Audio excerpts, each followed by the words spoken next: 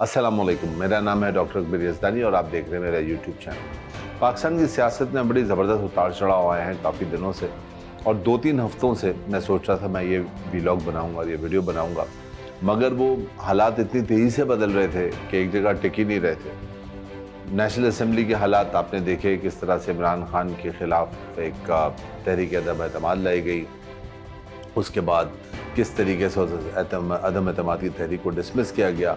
फिर रात को 12 बजे, कॉमन नॉलेज है 11 बजे के बाद 12 बजे अदालतें लगी, 4 दिन की या 5 दिन की हियरिंग हुई, फैसले हुए, दोबारा से अदालतें लगी, दोबारा से असम्बली का इजलास हुआ, वगैरह वगैरह। बट इस पूरी दास्तान में जो सबसे इंटरेस्टिंग बात है वो ये हुई कि एक आदमी जिसको तमाम अपोजिशन ने मिल के इख्तिदार से निकाला, बगैर किसी कॉल दिए हुए उसके सपोर्टर सड़कों पर निकल आए।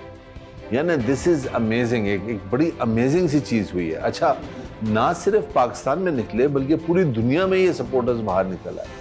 ये इंग्लैंड के अंदर निकल आए, ये पेरिस के अंदर निकल आए, ये पता नहीं कौन कौन से शहरों में निकल आए, और एक अच्छी खासी बड़ी तादाद में निकल आए। यानी इतनी बड़ी तादाद जिसके लिए लोग जलसे प्लान करते हैं और हफ्तों महीनों जलसे प्लान होते हैं, और उसके बाद लोग शायद मोबिलाइज कर पाते हैं इस तरह के लोगों को। वो स्पॉन्टेनियसली यानी खुद ब खुद सड़कों पे निकल आए।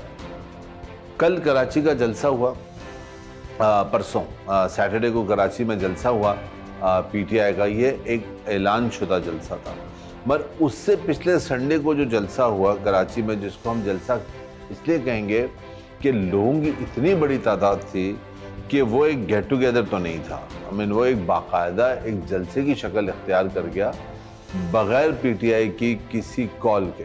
यानी खान साहब तो बहुत बात की बात है, पीटीआई की किसी तंजीम की कॉल भी नहीं थी उसके बावजूद। तो हुआ क्या, ये हो क्या रहा है?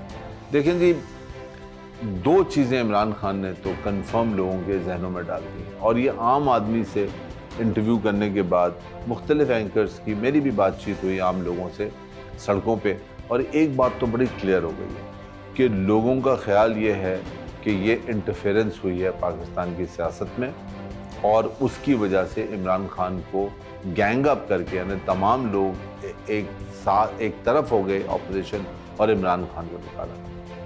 दूसरा एक बहुत बड़ा नैरेटिव ये है कि जो ट्रेंड भी कर रहा है ट्विटर पे कि ये हुकूमत इम्पोर्टेड है, यानी कि मुसल्लत की गई है पाकिस्तान पे। ये एक बहुत बड़ा नैरेटिव है जो कि बहुत ज़्यादा पॉपुलर है लोगों में। अच्छा, आम आदमी को ये बातें कोई साल 2 साल 3 साल पहले मईशत, इकॉनमी, इम्पोर्टेड हुकूमतें, साजिशें, मुदाखलतें नहीं समझ आती थी। मगर हैरत की बात यह है कि अब आप कॉमन मैन से सड़क पे बात करें, तो आम आदमी से, चाहे वो रिक्शा ड्राइवर हो, चाहे वो ठेले वाला हो, चाहे वो खातून हो जो मार्केट में अपने बच्चों के साथ शॉपिंग करने आई हैं, वो तक ये नैरेटिव बयान कर रही हैं। सो सैटरडे को 16 अप्रैल को जलसा हुआ इमरान खान का, मैसिव जलसा था। मुझे नहीं पता कि बहुत सारे मीडिया ने तो खैर उसको ब्लैकआउट किया, बहुत ही एका दुक्का चैनल्स थे जो उसको दिखा रहे थे, बाकी मेजॉरिटी चैनल्स ने उस जलसे को ब्लैकआउट किया, नहीं दिखाया। और उससे पिछले वाले भी जलसा जो था पेशावर का, वो भी नहीं दिखाया, माँ सिवाय 2 या 3 चैनल्स के किसी ने नहीं दिखाया, which is very sad and बड़े अफसोस की बात है। जलसे के अंदर चूँकि मैं खुद मौजूद था, और ये तस्वीरें भी मैं आपके साथ शेयर कर रहा हूँ, कुछ वीडियोस भी शेयर कर रहा हूँ। आप यकीन करें कि जलसा गाह में कितने लोग थे, एक एस्टिमेट तो सब दे रहे हैं, बट मेरा एस्टिमेट ये है कि जितने लोग अंदर थे उससे ज़्यादा लोग बाहर थे। उसकी वजह यह है कि सड़कें ब्लॉक थीं। हमने बाहर की भी फुटेजेस हैं, वो भी आपको दिखा रहे हैं, और बाहर जो लोग सड़कों पे हैं, आप यकीन कीजिए कि लोग अंदर जलसा गाह में घुस नहीं सके, क्योंकि जलसा गाह ओवरफ्लो हो चुका था। तो लोगों ने, वो जो जलसा गाह है वहाँ पे रैम्प्स बनी हुई हैं, और ओवरहेड और फ्लाईओवर्स और अंडर पासिस के रैम्प्स बने, लोग उन रैम्प्स पे बैठे हुए थे। लोग, मज़े की बात यह है कि जलसे के बाहर एक और जलसे, कई और छोटे छोटे जलसे चल रहे थे, जिसमें जो सपोर्टर्स थे वो अपनी छोटी छोटी टोलियों में 100-50-70 की छोटी छोटी टोलियों में अपना जलसा और अपने नारे मार के खुश हो रहे थे।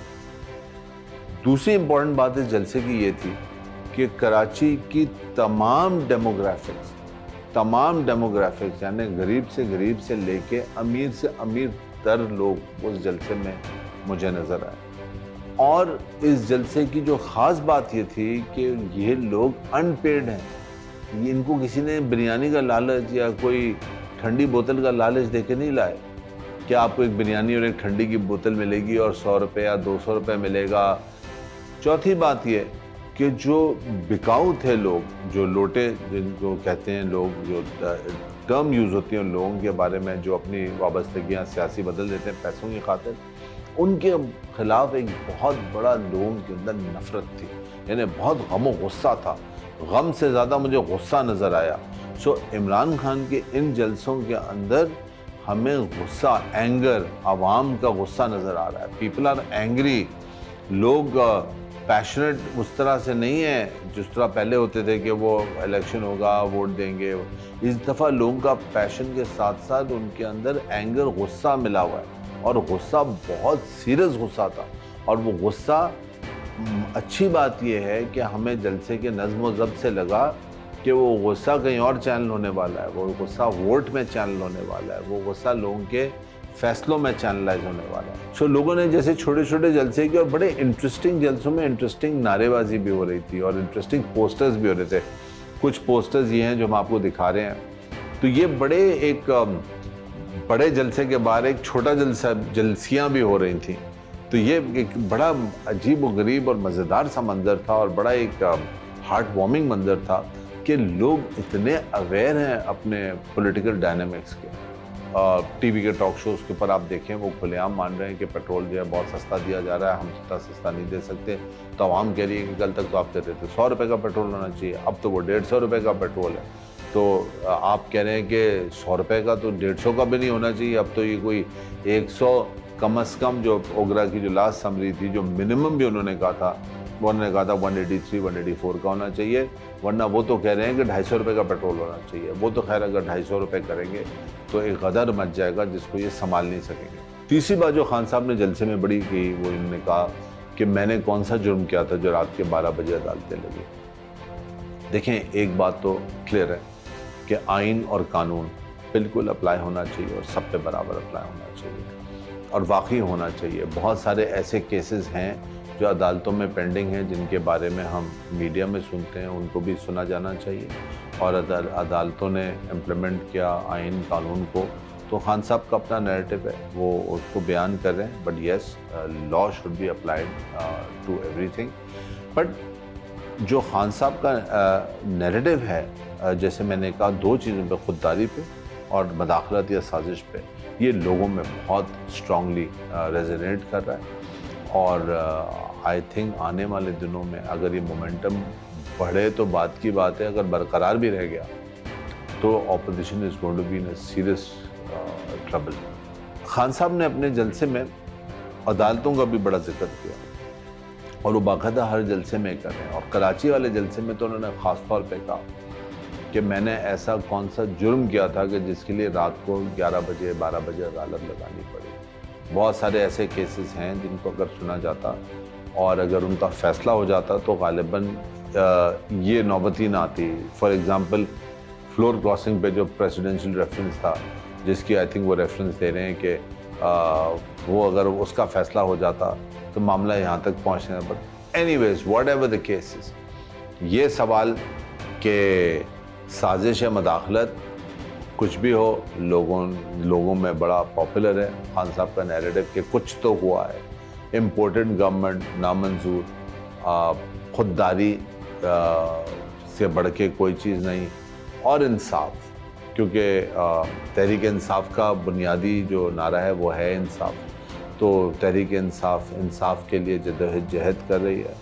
اور خان صاحب نے کراچی کے جو جلسے میں، جیسے میں نے کہا، سوال اٹھایا کہ میں نے ایسا کون سا جرم کیا تھا جس کے لیے آدھی رات کو عدالتیں لگی. اینڈ وہ جو سیٹیں ازیوم کرتے تھے مختلف نیشنلسٹ اور نیشنلسٹ دونوں پارٹیز کہ ہمیں اتنی سیٹیں یہاں سے مل جاتی ہیں وہاں سے، مجھے نہیں لگتا کہ اتنا آسان ہوگا. اور الیکشن جبھی بھی ہوں گے، اس کی جو کنڈیشنالٹیز ہیں جو الیکشن کمیشن نے بولی کہ ڈی لمیٹیشن ہے تو سینسز ہے. ہاں یہ بات درست ہے کہ خان صاحب کو اکتوبر میں سینسس کرا دینے چاہیے تھی، जिन्होंने नहीं कराए, जबकि असद उमर साहब ने फरमाया था कि इस बजट में इसके लिए पैसे रख लिए गए थे, मुख्तस कर लिए गए थे। सेंसस करा के डिलिमिटेशन करा देते तो शायद इतना बड़ा मसला अब नहीं होता। But let's see how future unfolds. अगला जलसा जनाब लाहौर का है, लाहौर में देखेंगे क्या होता है। बड़ी इंटरेस्टिंग कहानी डेवलप हो रही है और अब तो ये कहानी लाहौर के बाद मुझे ख्याल में थोड़ी थमेगी, मगर अब देखना है कि ईद के बाद क्या होता है, क्योंकि अभी तक तो रमज़ान है, लोगों ने बड़े बड़े जलसे 3-2 तो एक के बाद दिख बल्कि एक्चुअली कहें तो 3। कराची का पहला स्पॉन्टेनियस जलसा, दूसरा पेशावर, तीसरा फिर कराची, और फिर छोटे छोटे शहरों में जो छोटे छोटे जलसे निकल ही रहे हैं और बड़े जलसों के सैटेलाइट के तौर पे के लोग जा रहे हैं और देख रहे हैं उन जलसों को। उसके लिए स्क्रीनें वगैरह लगा के, जैसे कराची का जलसा हुआ तो लिबर्टी में, लाहौर में भी हो गया, लोगों ने स्क्रीन लगा के, हज़ारों आदमी, हो सकता है लाखों, मगर टीवी पे तो हमें तो लगती है कि 60-70 हज़ार आदमी तो लग ही रहा था।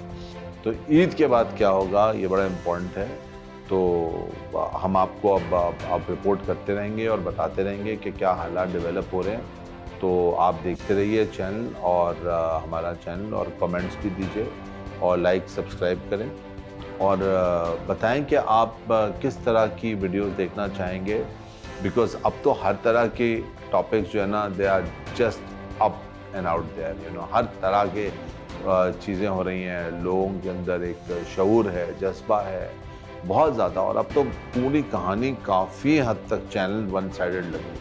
सो let's see how this plays out. So keep watching my channel and do subscribe and hit bell icon को ज़रूर हिट कीजिएगा। अंटिल द नेक्स्ट वीडियो, अल्लाह हाफ़िज़।